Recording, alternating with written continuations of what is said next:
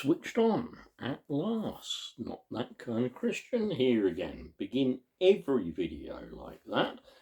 Hello, everybody. Particular hello to my friend Chris. Hello to what it turns out is one of Chris's cousins. I hope you're watching because I love reading this book, especially for Chris, but I like to say for kids everywhere, if you like, okay?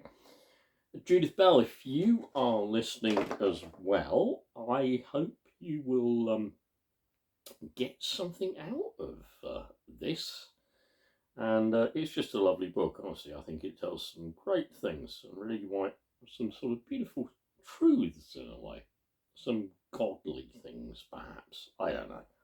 Do you think J.M. Barrie was particularly godly? I don't know. Anyway, I'm going to read on. Okay, still reading from Peter Pan and Wendy and a Thimble. We were talking on page 32 about fairy language. I meant to show you a picture, but I am going to show you all. Look. So you've got the camera set up different now, and I can do that. You're not going to believe the Heath Robinson gadget I have rigged to get this shot. Chris, you do videos and whatever. We'll have to get better at videos. Yep. Okay. Let's continue reading, shall we? It's from, as I say, Peter Pan and Wendy. We are at page 32, and we've just been hearing all about fairy language. Oh, by the way, also, if now the schools are back and all that lot, any of you drag queen story time folks, I love you all, right? Hopefully, not that I'm particularly interested in having children's stories read to me by a drag queen, not at all, but I just happen to love drag queens. So if you're around in any libraries, particularly in Galston and Great Yarmouth, please plaster it all over the internet. Plaster it all over my Facebook page. As far as I'm concerned, like plaster it all over our church website. But let me just carry on reading, okay? So that's enough of the introduction. And we begin with this thing about fairy language. Oh, Wendy, I do believe I've shut her up in the drawer. And he gurgled with laughter. Poor little thing, you must let her out at once, cried Wendy. He opened the drawer where Tink was, and Tinkerbell flew out. You silly ass! She screamed at Peter and darted all round the nursery, shrieking with rage. Peter said he was sorry, but how could he know she was in the drawer? Oh, Peter, cried Wendy, thinking about Wendy at our church. If only she would stop still a minute. I can't see her properly. Ah, fairies are like that, said Peter. They're hardly ever still.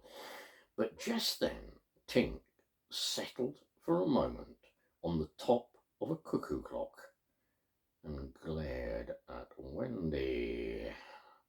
Tink looked quite ugly with the temper she was in, but Wendy exclaimed, "Oh, how lovely! Tink, the lady would like to have you for her fairy," said Peter. He thought this would please Tink and soothe her down, but she answered very rudely. Wendy did not understand the fairy language, so Peter had to explain. Ever had someone answer rudely to you about something that you don't understand, and like somebody has to explain? I think we call that like miscommunications, yeah? She says You're a great ugly girl, and she doesn't want to be your fairy. No, she wants to be mine. Wendy did not like this. But, you can't really be my fairy, Tinky continued, because I'm a gentleman. And you are not. Oh, there's all kinds of stuff going on here, isn't there? You silly arse. Ass, I better put that right, answered Tink, and she flew into the bathroom.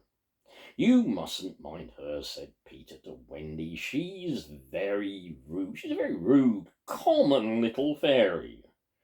She mends the pots and kettles. That's why she's called Tinker Bell. This was not at all the reason at all, but Peter had a bad habit of saying the first thing that came into his head. Oh boy, do I know that one. He was sitting there with Wendy in a big armchair. She went on asking him more questions. Where do you live now, Peter? Are you in Kensington Gardens still? The Kensington Gardens still. Sometimes, he says, but mostly I live in the Neverland along with the, you know, like this one, Chris, Lost Boys. I believe we have some lost boys associated with Mag Way Methodist Church. Are they fairies?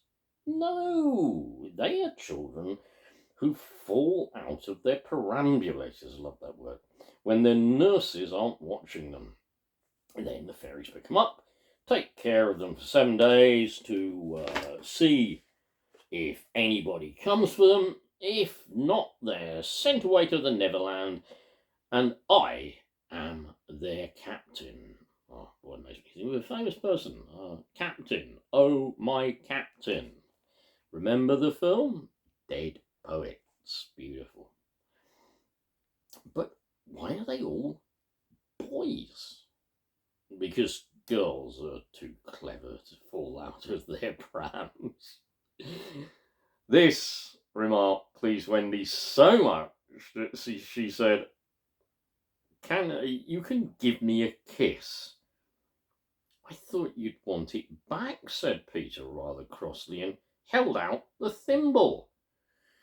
Oh dear, I didn't mean that, she said, and she thought, if he calls a thimble a kiss, I'd better call a kiss a thimble. I meant a thimble, she said, like this. And she kissed him. How funny, said Peter. Shall I give you a thimble like that? He did so. It was rather pecky. But directly after, Wendy screeched, for Tinkerbell was pulling her hair and darting to and fro in a worse temper than ever. Oh, do I do that sometimes? Sometimes, yep. And Peter tried to quiet her. She only answered sharply, You silly ass! Certainly Tink was no lady. And there endeth the next lesson. And the next chapter will be chapter 4, The Children Escape. God bless you all. Take care. Life can be a pain. People can be difficult. Christians can be difficult. People can be unpleasant. People can be nasty. People make allegations and all that stuff. But, yeah, we got to deal with it, haven't we? Don't forget, Judith, we shall be, I hope, meeting soon.